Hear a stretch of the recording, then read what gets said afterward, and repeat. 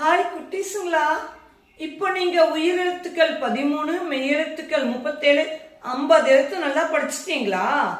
இப்போ எந்த எழுத்து பார்த்தாலும் அதோட வடிவத்தை பார்த்தாலும் உன்னால சொல்ல முடியுமா? சொல்லலாமா? நானும் சொல்றேன், நீங்களும் சொல்றீங்களா? கவனிங்க. சா, யா, நா, தா, டா.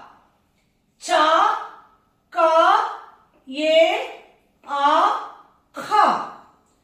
छा, ठा, था, फा, रा. सा, आ, आई, इक्सा, गा. ई, वो, जा, डा, दा. बा, ई, औ, सा, ला. उ, अम, वा, हा,